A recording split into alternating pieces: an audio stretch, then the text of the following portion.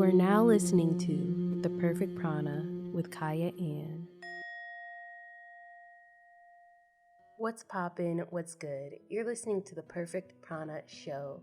I'm Kyah Ann, your host, a yoga instructor, stretch therapist, and a girl on the Chicago scene. And I'm very blessed to be here with y'all today. If you love yoga, this is the perfect place to be. And if you do not love yoga, this is still the perfect place to be because I have a lot in store for you all today between the yoga news, what's going on in the world and how that relates to yoga, Yoga Heals, where I bring on a very special guest and speak to them about their practice, and the yoga theme, where I talk concepts and I make asana practices to go along with those concepts. But before we get into all of that, let's center ourselves. Let's take this moment to go inward, to focus on our breath, to focus on our prana. Prana, translating to breath, is in the breath of life, our life energy force, our life energy source, our chi. There are a lot of different translations, but let's focus on that. So no matter what you're doing, no matter where you're at, you're driving in the car, you're sitting on the couch, you're walking in the park, take this moment to align your spine. Create a nice line of energy from your tailbone to the crown of your head so breath can effortlessly move through you. And notice your breath without controlling it. If it's safe for you to do so, close your eyes. Comfortably place your hands somewhere. Go ahead, inhale, shrug your shoulders all the way up to your ears. And then exhale to relax your shoulders away from your ears, lengthening your neck. Feel space in the back of your neck, slightly tucking your chin. Let's do that again. Inhale to shrug up. Exhale to relax your shoulders down. Feeling the breath leave your body, leaving your belly. Once again, inhale, shrugging your shoulders up to your ears. Exhale, relaxing your shoulders down, soften all over your body. If your eyes are closed, keep them closed. Let your breath come back to a steady rhythm. If you are experiencing a lot of noise right now, and there's a lot going on in your environment, like me, just try to remain centered as possible through it all. You can open your eyes, and I am going to give y'all a disclaimer. My neighbors are being noisy as I am trying to record, but the show must go on, so let's get on with the show.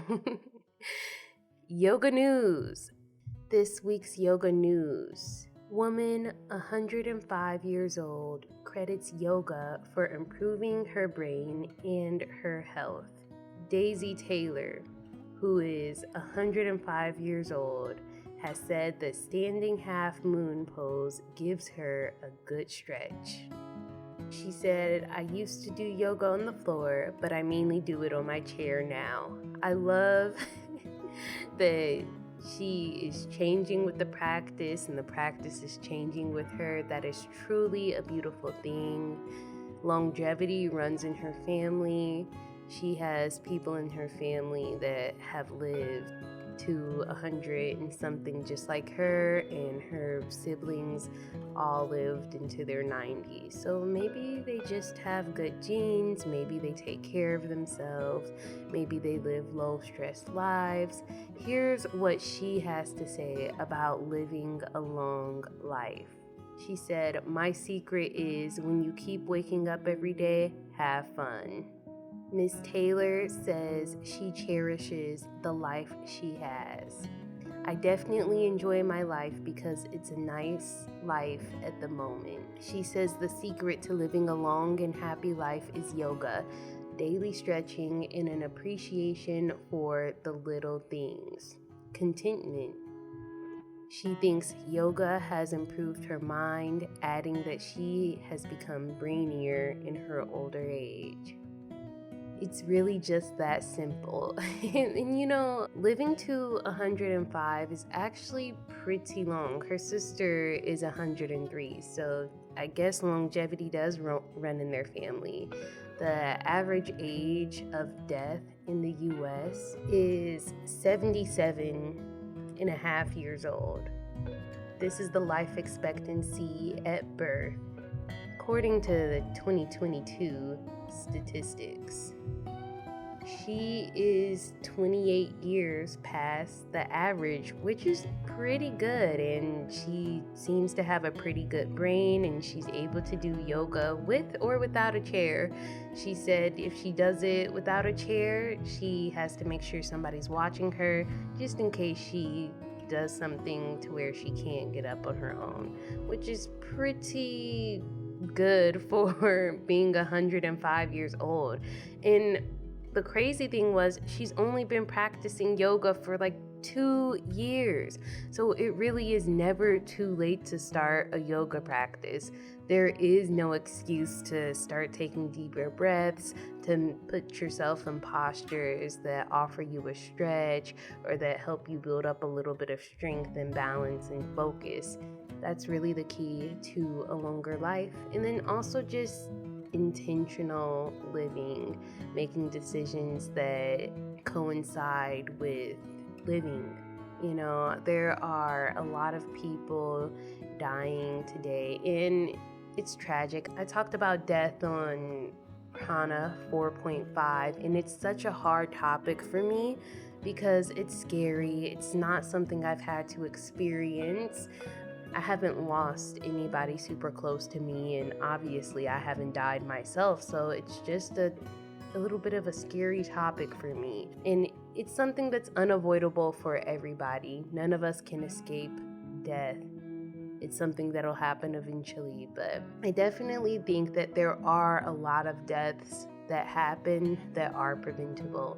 Not all of them. Some things you just can't control, some things you just can't predict, and my heart goes out to people in those situations. But some things we can control and we can predict. So constantly thinking, what are things that are in my control now that I can do to make sure I'm not putting my life in danger or in unnecessary danger. I went to Grand Center Arts Academy in St. Louis for middle school and high school, and my graduation class was 2020. And between the class before me and the class I'm from, there's about 200 students total. We are currently on our 4th death from the class that I was in and the class above me. So it seems like 1 death per year out of 200 students. And that's really scary. But when I'm hearing about some of these stories, some of them were preventable, but they just didn't know. They had no clue. They were doing things that maybe seemed normal or like, this is not that big of a deal. And it turned out that was the end of their life. And it just makes me think, we have to make decisions every single day. And we have to check in with the decisions that we're making and what's right and what's wrong. And we might do things that, again, it's like normal. Everybody does this. So what? And you might do it all the time, and you might get away with that choice 10 times. But the 11th time, you won't. For the life of me, I cannot understand why some lives are spared and why some people are given grace. Why is it that some people can do drugs and never die or never be affected by it, at least from that Some people can drive drunk and they get home perfectly fine, nothing happens. And then other people, they might do some of those things and that is their demise. Why? I don't know. Why some people are spared, I have no clue. But it does, make me think about the choices I've made that weren't that smart. And it's like, wow, thank God I made it out of that. But I'm not guaranteed that every single time. So, every time somebody does die, and then I'm reading stories about people that are living to 105 years old, it makes me think, let me take all my choices seriously. Let me take my life seriously. Let me cherish my life and just try to do my best to prolong my life and live the best quality life as possible. And I'm not guaranteed that, and there are things that I can control, and there are some things that I just can't know and that I won't know. But hope, I'll do my best and hope for the best. In other yoga news, I'm sure you all have heard about the United Healthcare CEO being assassinated in New York. It is on video of the shooter waiting for him and just taking him out and getting away with it. And it seemed very planned and it was very tactful. And it's all over the news right now. Healthcare companies are removing their CEOs and other admins from their website to protect their identity and make sure this is not going to keep happening. And interestingly enough, this has started a conversation about healthcare on social media and how people hate the healthcare system. A lot of people feel like the CEO had it coming, which is like messed up. And it's not the CEO's fault why the healthcare system is so terrible, but a lot of people just weren't feeling bad for this guy because of his financial status. And that, of course, he's a CEO, so he is a participant in this failing healthcare system. I was actually researching healthcare and the history of it, trying to form some sort of opinion to talk about on my show. Which the funny thing is, I was literally just talking about the same healthcare company, United Healthcare, on my last episode because they changed their policy to where now they don't cover people coming in to get stretches, going to Pilates studios, going to yoga studios, and all these other premium health services. They don't cover that anymore. So people have been really upset with United Healthcare over that. And then it's just like literally a few days later after I put out that episode, the CEO is getting assassinated. So I'm like, who put a hit on him? Why? Who did this? Like, what did he know? What did he do? What was the motive?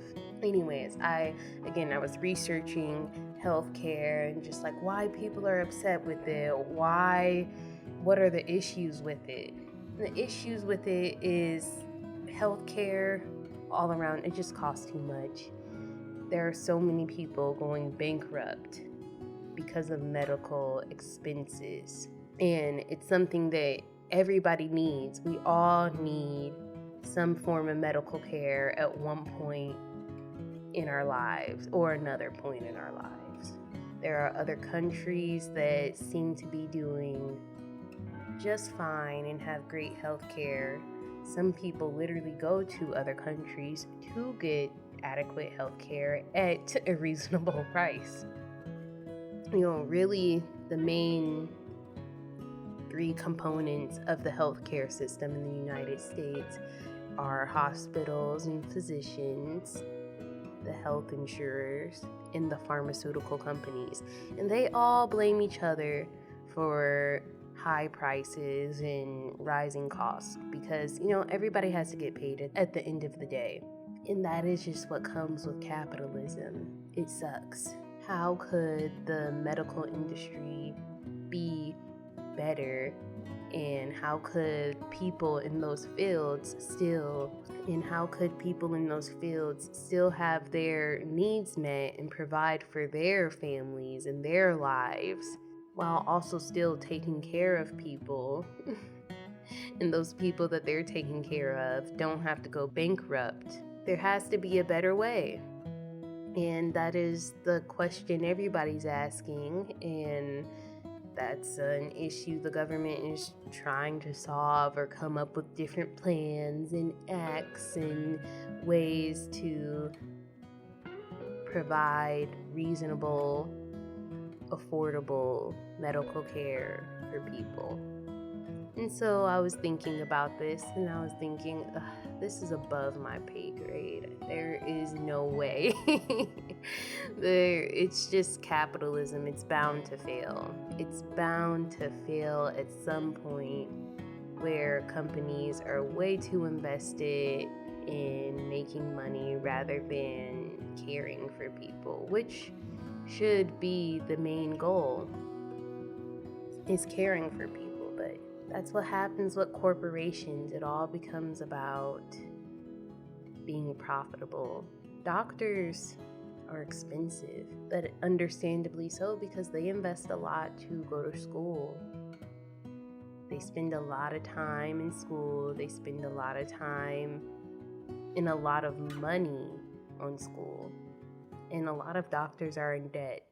So the best thing I feel that anybody can do as the healthcare system is crumbling and the government is having trouble figuring out how to make it fair for everyone involved, I think we can just try our best to take our health into our own hands. I mean, and again, there are things that you can't control. Some people are really doing their best, but they can't control some of the toxins they've maybe been exposed to and things that might be hereditary, and they can't possibly know some of the issues that'll come up.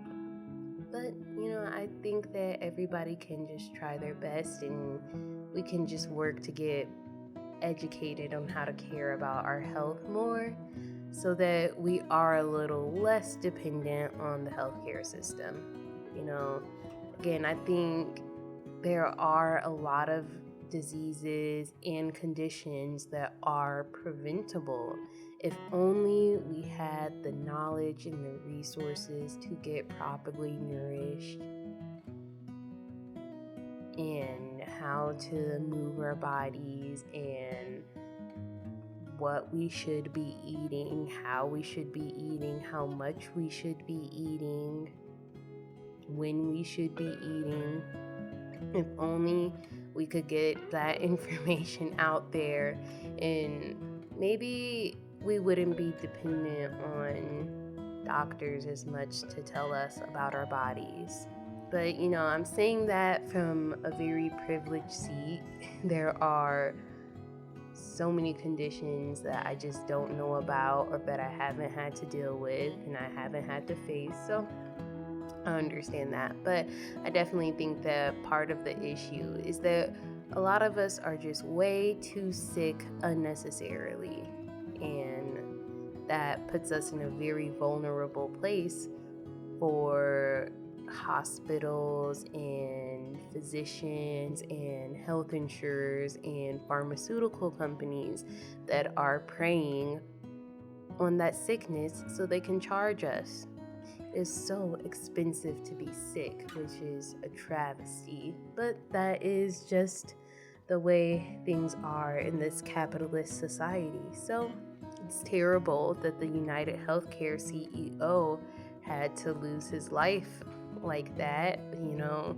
We may never know why and who and the motive behind that, but I think people on social media know that the healthcare system is broken, and it's just interesting that his death brought up this conversation on social media.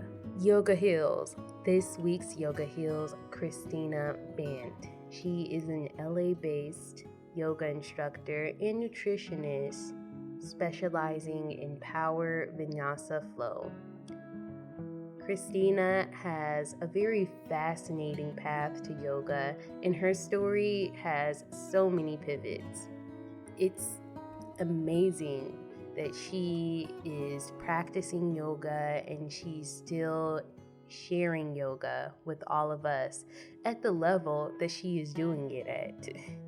I met Kristina while I was in LA and I took one of her power flow classes at the Yoga Nest in Venice, California. She provided one of the most challenging yet fun classes in my life. It was very much a sweat that I needed, and I definitely got an adrenaline rush, which I think is what she was trying to provide given her background. I'm so excited for this conversation, so let's just get on with it. I will start by saying, hello, Kristina. I'm so happy to be speaking with you again. Hey, Kyah, I'm so happy to be here. Thanks for inviting me. Yes, how have you been doing? Great. Just had Thanksgiving weekend and getting ready for the holidays. So super happy. So, the first question that I always ask everybody that comes onto the show is their background with yoga, why they started practicing yoga, or when they started practicing yoga, why they still practice yoga today. Okay, well, I am 51, so it's been a while. I think I started in my teens with sports, just basic yoga stretches. Then in my early 20s, I started to work for Billy Blanks. I don't know if you guys remember him. He was of Taibo fame. I was a teacher and in his infomercials. And there were little bits of yoga here and there. And then I was a runner all through my 20s and 30s. And I did yoga to be a better runner. There was actually a class called Yoga for Runners. And I thought yoga was the people who wore beads and chanted. And I wanted more adrenaline. So yoga was not my thing. But when I had my son in my 30s, he was diagnosed with autism pretty quickly. And in one of my therapy sessions for him, his therapies, I was so stressed. I was overwhelmed. I was a single mom. And the therapist for him said, "You need to do yoga." And I was like, "What? We're talking about my son. That's crazy. No, like, leave me alone." And she's like, "No, you need to breathe. You need to exhale." And I was like, "What? Okay, I'm going to give yoga another try." And again, thinking I needed adrenaline or I needed a better workout. But something sank in at that point, whether I was more open, more receptive, more mature, I don't know. But it went inside me, in my core, in my soul. And I started to breathe, and stress slipped away, even though I had the same amount of stress. And the spiritual aspect somehow crept in, and I just fell in love. And that's been my passion ever since. So I guess about 20 years now, 15, really strong passion and a daily practice. Yes, I love that you brought up adrenaline a few times. So, could you describe kind of what your first practice was like? Did you get the adrenaline that you were looking for, or did that kind of just leave your, I guess, your wants or your mind completely during your first practice? I think one of the first classes I went to was Kundalini. So that wasn't really that for me, and probably why I'm not a Kundalini. I went to Kundalini, that wasn't really my thing. And then I started Vinyasa. And that really spoke to me and spoke to me for the adrenaline. And it challenged me physically, where I thought I was an athlete. I thought I was pretty good at things. And then I saw people doing things. I was like, what? How do you do that? How do you get your foot up there? How are you balancing on two hands, like at this awkward position? And that made me keep coming back for more and determined to figure out what and how and why. And that part gave me the adrenaline I needed. And then also a good hot vinyasa kicked my butt. So I wanted that. That really got me hooked. Yeah, so it was really kind of a humbling experience, if you will, being like, okay, this is something I can't do, but that's good because there's something to work toward. Yeah. And I actually did want to talk a little bit about that because, one of the reasons I was like, okay, I have to have her on my show because Aw.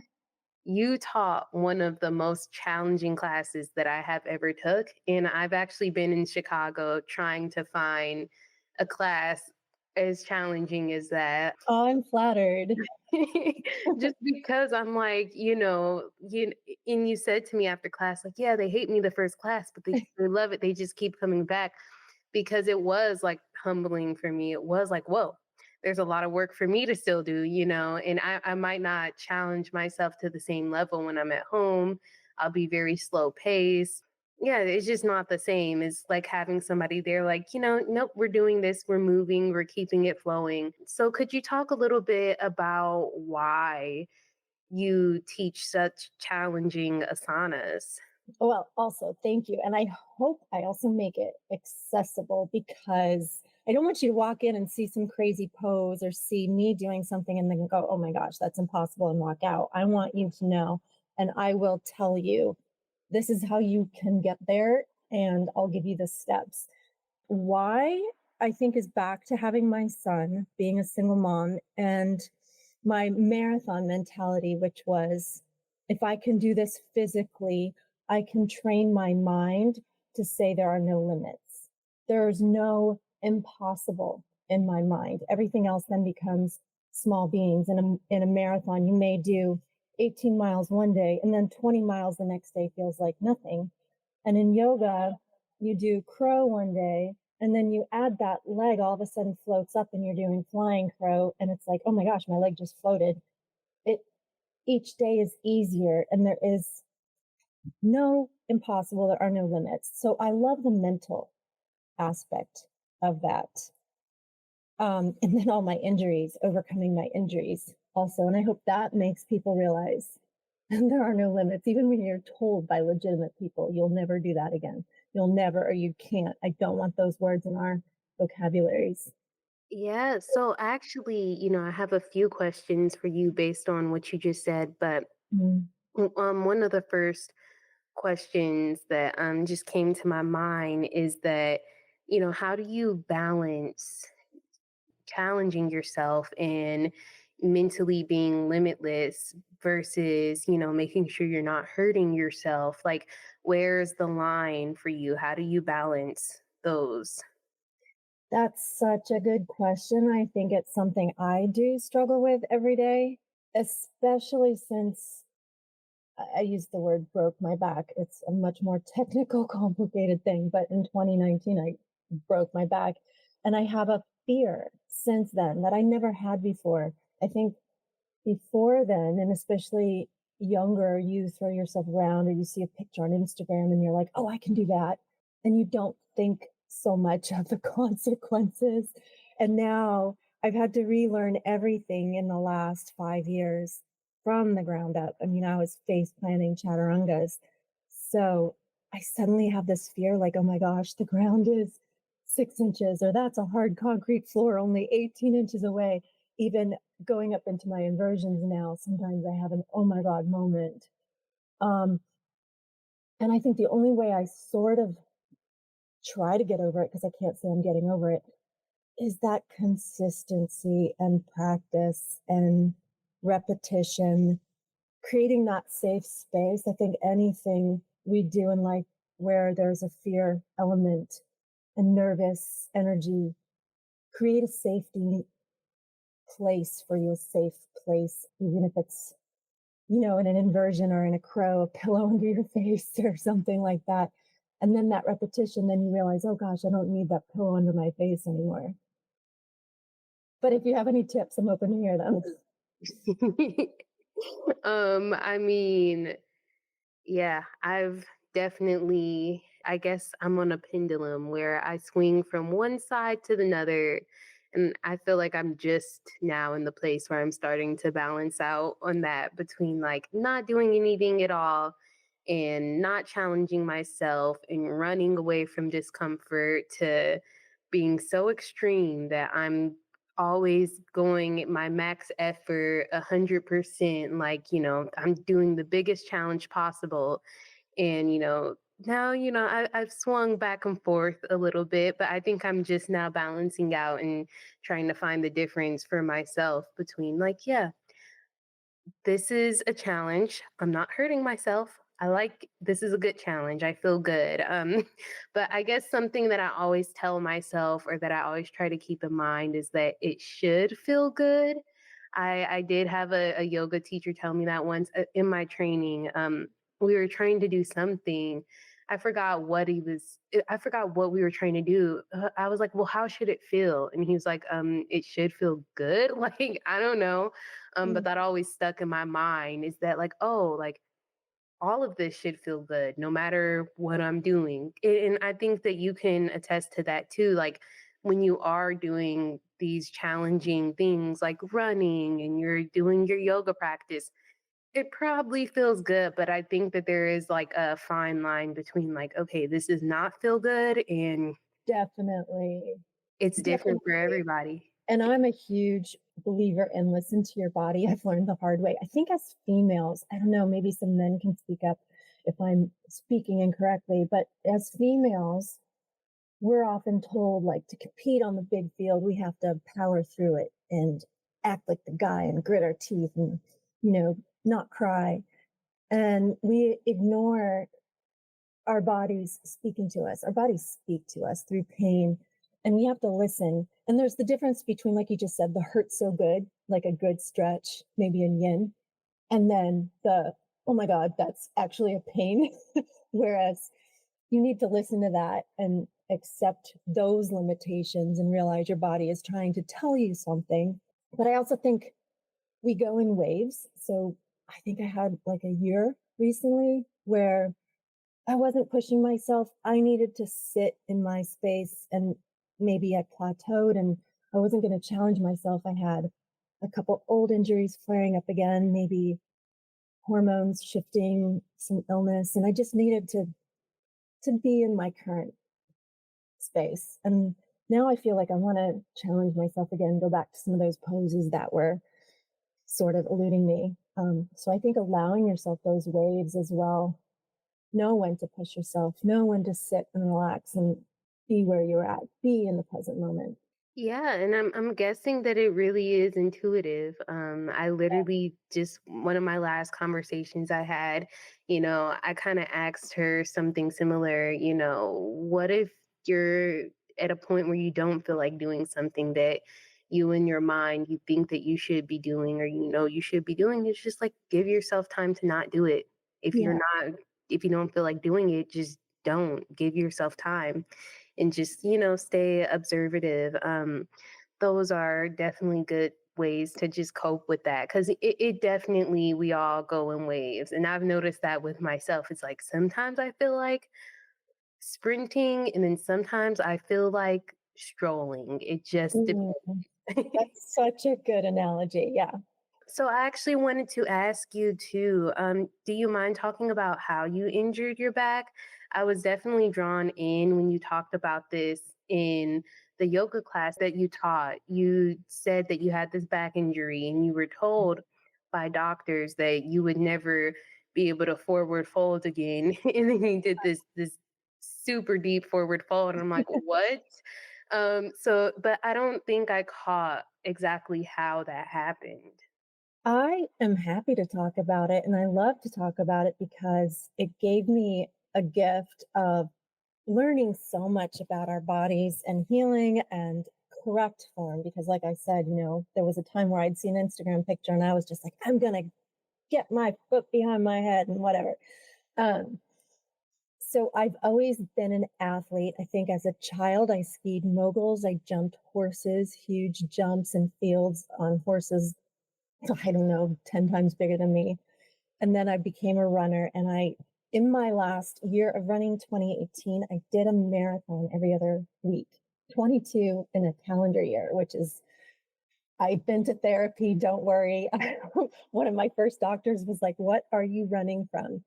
So I didn't have an accident. There was no big final thing that, snap my back. It was slow, progressive wear and tear, that constant compression of the spine through running, pounding, skiing, jumping.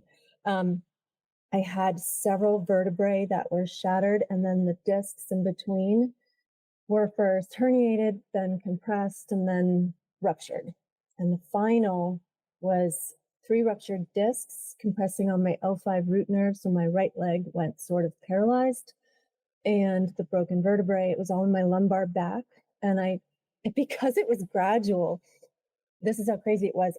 I didn't know. I kept thinking, oh my gosh, my back is out. I'd get a bunch of massage. I'd go to a chiropractor, get some treatments, acupuncture. I kept thinking like, oh, it's the psoas muscle. If they could just get in there. And it was a final run. I was in Denmark with my aunt and very leisurely talking along the way. And my right leg gave out under me and I could not get up. And I was then in a hospital in a wheelchair. Then I had to get home on a lot of morphine, a 12-hour flight without a right leg. And I mean, people with disabilities inspire me and or put me in awe every day. I had three surgeries. The final one was a spinal fusion of my lumbar back. So I have rods and screws. I think they're 8-inch rods and 12 screws or something like that in my lower back. And my doctors weren't sure if I would really fully walk again. I had to see if my L5 root nerve would come back alive, and had a walker, had a wheelchair, lots of physical therapy. I was in a sort of brace that's molded to you for 9 months post surgery, could not move. They said no BLTs. And I was like, well, that's fine. I'm a vegetarian. And they're like, no, no bending, lifting, twisting. And I was like, oh, okay. So on that 9-month mark, I walked into my yoga studio where you went and met me. And I said, don't mind me. I haven't moved in more than a year, and I'm going to face plant everything. After class, the owner said, we want you to work here. We want you to build back with your students. And that's when I started at Yoga Nest, and I was literally building back. I had to learn chaturanga again, and I had no muscle, and everything was gone. I think I had it in my brain, the movements, but then also that fear kicked in. And it's been a slow build back. I can't say I'm entirely there again, but I am learning the correct way to do everything. And they said I'd never fold or bend, but the forward fold is in your hip joint, as I talk about in that class. So I can't do a wheel. You'll never see me really do a back bend. I have those really hard titanium rods in my back, but I can do a forward fold from the hip. My thoracic spine bends a little bit. So I make up for it.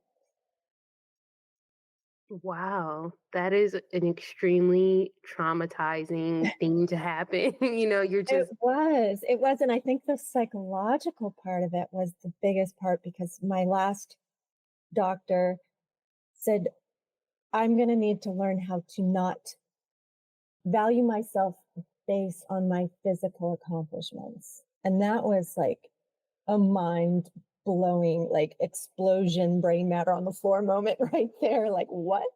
That's been my whole life. So the mental and the physical combined taught me a lot. yeah, and I mean, I guess that is part of yoga is kind of being a little bit detached. And that's also a balancing act within itself. Like, yeah, I want to get this handstand or whatever crazy posture. I want to do this, but then also I'm going to keep working toward it. But when I do and if I do, it has nothing to do with who I am intrinsically as a person. There are Mm. plenty of terrible people that can do handstands. So, Right. um, it's kind of like trying to just balance that, which is definitely hard. I guess some people might say it's the balancing the ego with the true Oh, self, which we all struggle with that constantly. And I mean, definitely with social media, because it's like we all, we like to do cool things or things that we had to work for and take a picture of it and share it with people. And look at ourselves and, oh, like, wow, that's so amazing. My leg is floating up here. But it is kind of like, it's a double-edged sword. Those things are really easy to get attached to, and then it can be truly devastating if that's taken away from us, and then that's something that we were so deeply attached to. Like, Yeah. this is what made me cool. This is what made me lovable. Oh, Um this was the best part of me. And I mean, that's a really a hard thing to kind of deal with.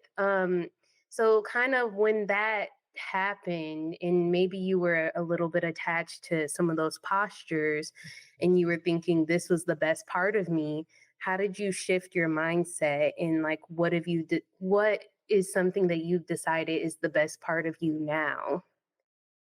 oh gosh. I think what automatically came out of that was patience, resilience, determination. I realized, and isn't it like a cliche or a saying, like, it's not learning the asana, it's learning who you are while you're trying to get into the asana. I think learning who I was and having that inner strength, inner determination that said, yeah, this doctor who's really gone to school for 100 years and he knows his stuff and says, I'll never bend or move, or actually, they even said, you might not hug your son again. I was like, respectfully, I'm going to disagree and I'm going to do it. I'm going to listen to all their advice and take their safety precautions and do it correctly, but I will do this again.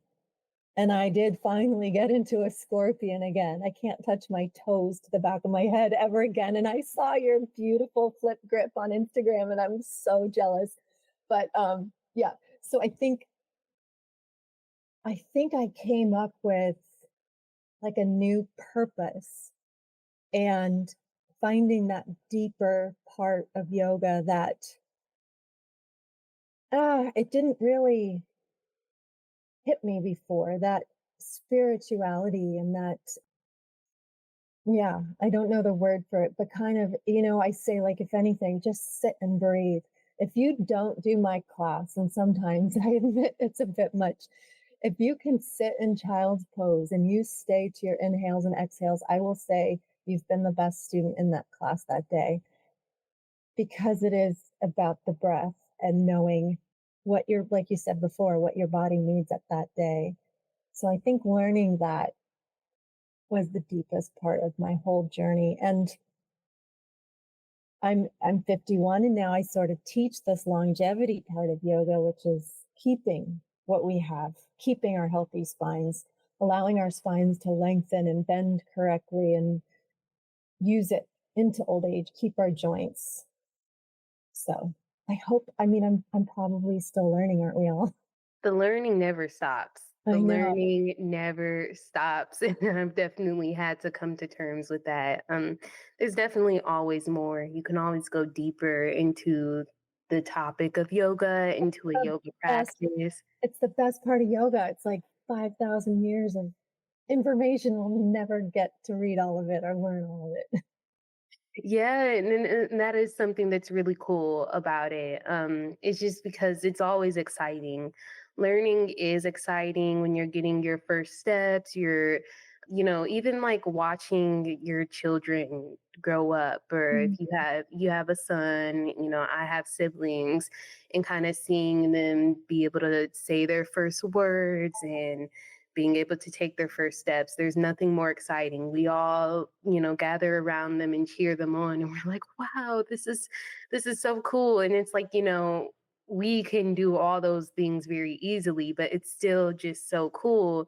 It's just the process of learning and gaining those skills. It's like, I don't know. It's a something that is indescribable, and I think everybody needs that experience, and we keep needing that experience past being children. And I think mm, that's why children might enjoy life so much sometimes, is because they're learning all the time.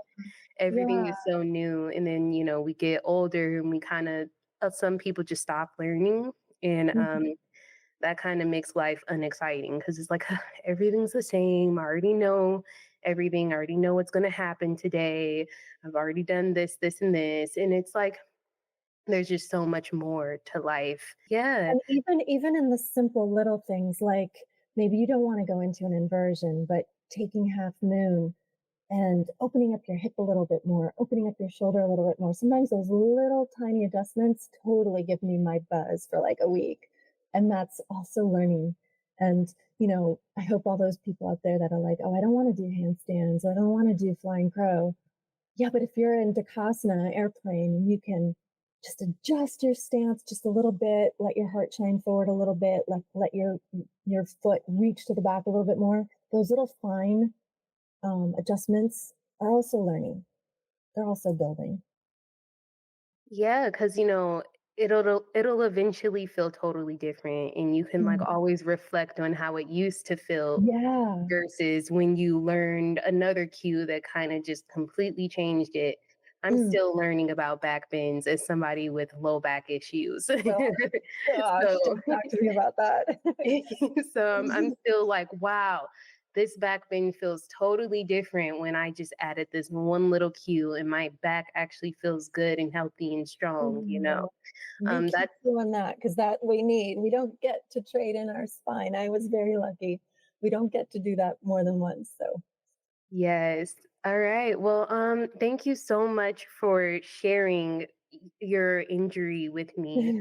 To shift gears a little bit, lately I have been doing kind of this segment or this new thing on my show for this past season where I put niyamas and yamas in a tin, and then I pick out at random one of those niyamas or yamas for my guests to talk about, if it's something that they practice on the daily, something that they struggle with, oh and how gosh. they practice it. So yeah, it's random. So let's see Okay. what we will get. Aparigraha non greed. Non-greed. Or I guess this is kind of the non-attachment one as well. Mhm. Yeah. The basic saying is that it's not that we don't have attachments. Of course, we have attachments, like you just talked about your little dog. I have my son. I had a dog that I lost. And of course, we're attached. We build relationships and love, or even the things we have in our homes, we build attachments to. It's that we don't let them own us. We don't let them take over. And that, I guess, would be part of greed, this gripping, holding on to. And that leads us to suffering. And that is one of the philosophies that's talked about so much in yoga, is what is the root of suffering. And it can be said it's that we grip on too tight, we hold on too tight, maybe to as things were or what we had. And I think that so much in my life, and now I feel I can say it as I get older, has shown me that wisdom of growing older. I had all these ideas when I had my son. You have these automatic movies that play in your head when you're pregnant, of what it's going to look like when your child's born and who they're going to look like, and their first day at school, their first date, their first prom, driving. Um, when I was given the diagnosis for my son, I was so coldly and brutally told, all those ideas you have, you'll never have them. Let them go. And it was devastating and heartbreaking, like unbelievable pain. But my life, he's now 19. If I had held so greedily onto those and attached to those, I would have missed out on this beautiful, incredible soul showing me who he is. So even parents of typical kids, I always try to say, don't try so hard to make them a mini you, like we dress them like us and matching outfits and Christmas photos and stuff. They're little individuals that'll show us who they are. And like you and I were both attached to our dogs. There are beautiful little dog souls out there probably waiting for us in due time, in the right time. We have to mourn our attachments. But if they don't own us, if they don't consume our heart, if we don't hold on to them so tight, almost like we're gripping onto our hearts, like just keep those memories, keep it in my head, hold on to what I want, what I thought I needed. The universe has so much beauty to show you. And I found this note that I wrote to myself when I was pregnant in a journal, all the things I wanted for my son. And I wrote kindness, warmth, empathy, sincerity, a whole list. Not one of those was anything attached to the first prom, the driver's license, how he looked, who his date was, where he went to college. And he has all of those qualities. So if we let go of that greed, our eyes open to the true beauty that's out there. That's just the first thing that comes to my mind about that one.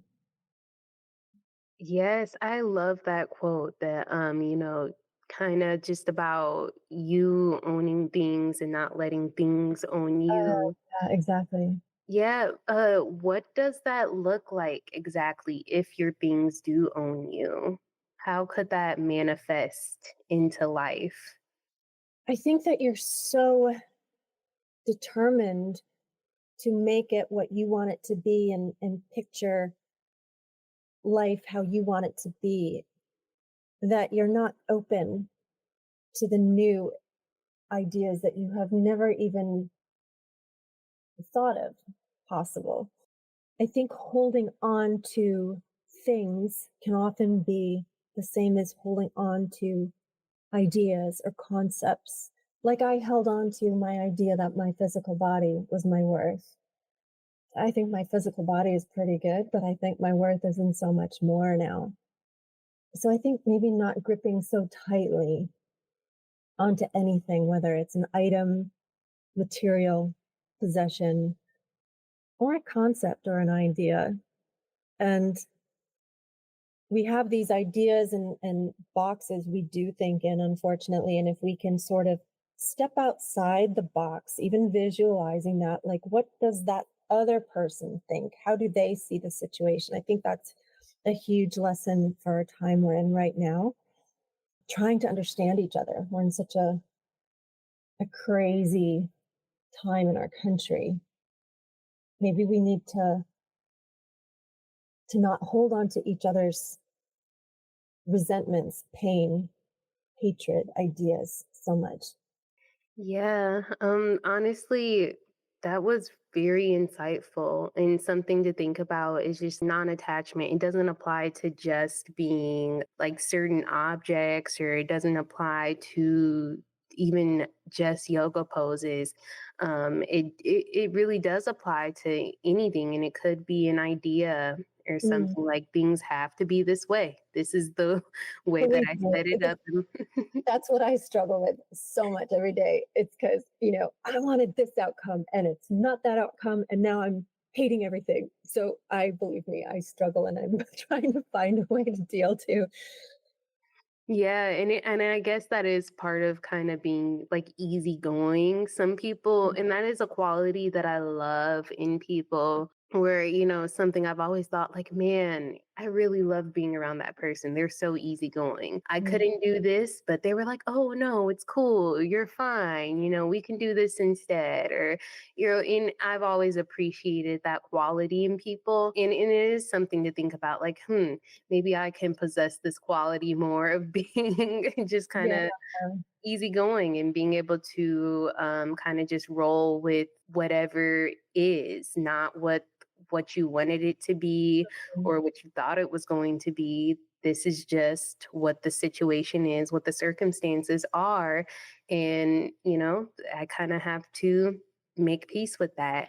So it's definitely just a good way of thinking of being non-attached. And I really love yoga and particularly asanas because it kind of forces you into that mindset because it's like, yeah, you can keep trying these yeah. certain poses, but if you're not ready for them right now and your body just can't do it right now, you'll eventually hurt yourself trying to force yourself into something that's just not right at this Yeah. moment.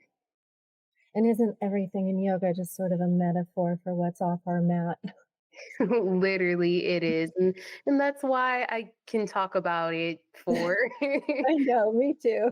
for hours and have a whole show about it because it really is just the basic principles of life. So, Yeah. yes, thank you so much, Christina, for Oh, Kaya, it was a pleasure. And so I think you and I could both talk about yoga for hours and hours.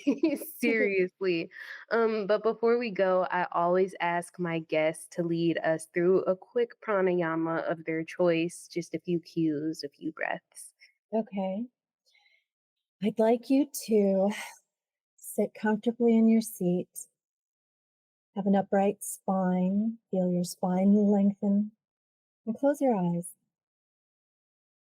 Feel your seat, feel your the root chakra, your tailbone connect to your seat. Maybe it's the earth, maybe it's just your chair. And feel that breath rise from your spine, from your root, all the way up your spine as you inhale, up, up, up out the top of your head. And exhale, push it back down into your root and into the earth, into your seat. Feel that deep inhale through your nose, warming on the back of your throat, lengthening, and letting it go out your nose. Start to feel that rhythm of inhales and exhales. And as you do, imagine little baby roots growing out your tailbone into the earth, like little sprouts starting your grounding cord, connecting you to the earth, connecting you to others. And again, still feeling that deep inhale, lengthening, and exhale out the nose. Imagining the breath, its flow, visualizing it, even hearing it in your ears. Deep inhale, lengthen, exhale.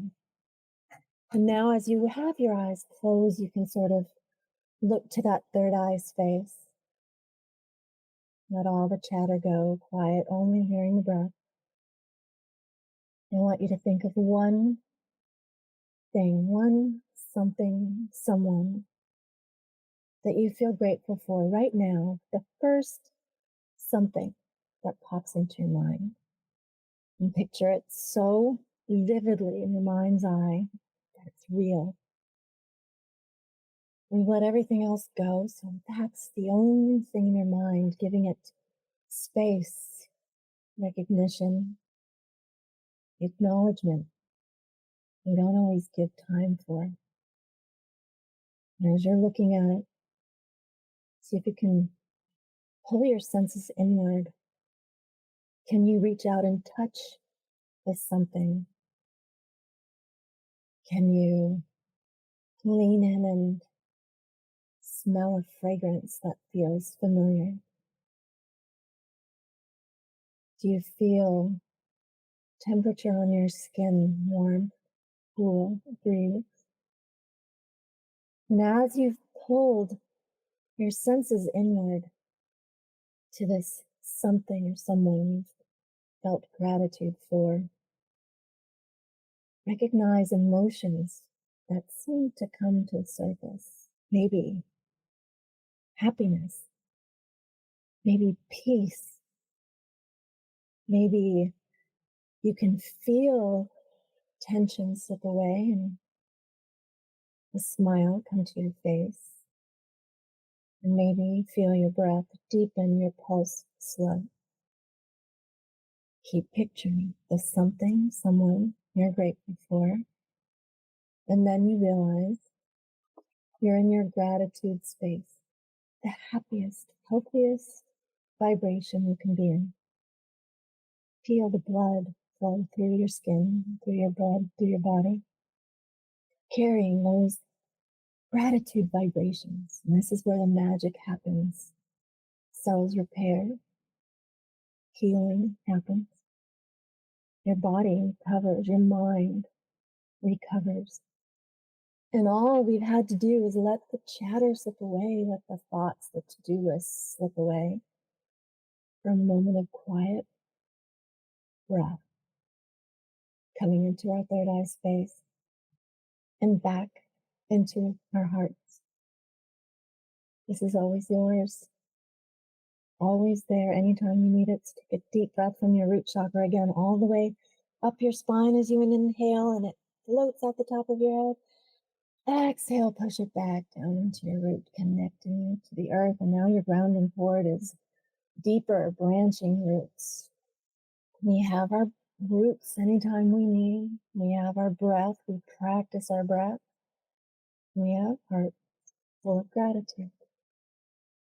Open your eyes and approach your day from this space in your heart. Happy gratitude. Thanks for sharing, Kyah. Thank you so much, Kristina. Namaste. Namaste. Happy Sunday. Happy Sunday.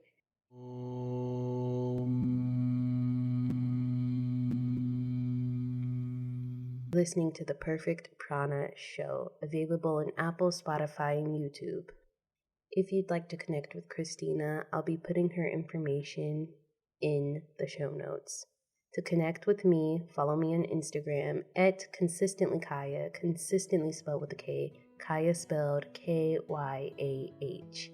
Yoga theme. Last week's theme was pulling, and of course, subscribe to my YouTube channel at Consistently Kyah, consistently spelled with a K, Kyah spelled Kyah, to see the video that I did on pulling. Maybe follow along with the practice if you'd like, but I did talk about in the video how there is a lot of pulling missing from yoga, so it's an important concept mentally and physically to really work on this pulling movement.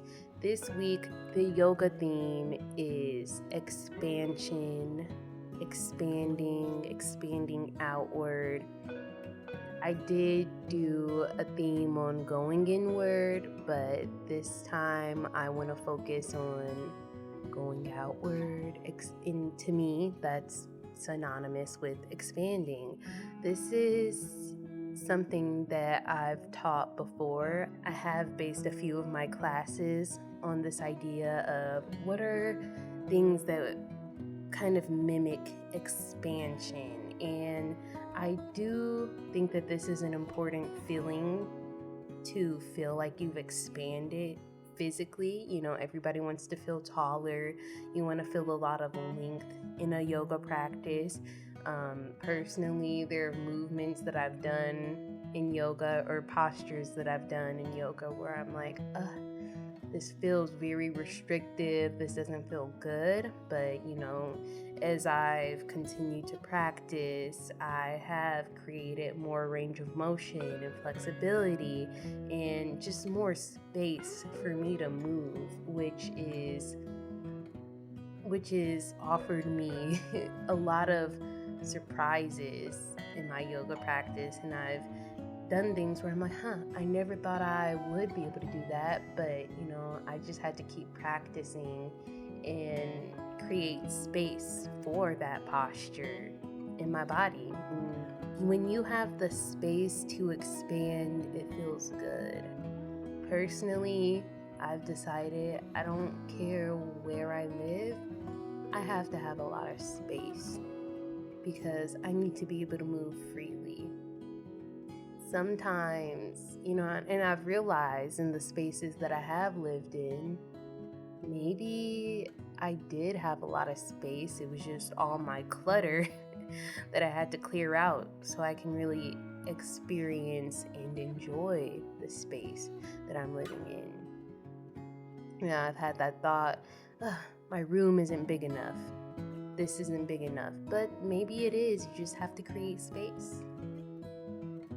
And there are a lot of ways that you can go about doing that. But no matter what, I'm going to need space because I might want to try to kick up into some crazy inversion, or I might want to stretch my legs out or roll around on the floor, do all this crazy stuff. So I need the space to do so.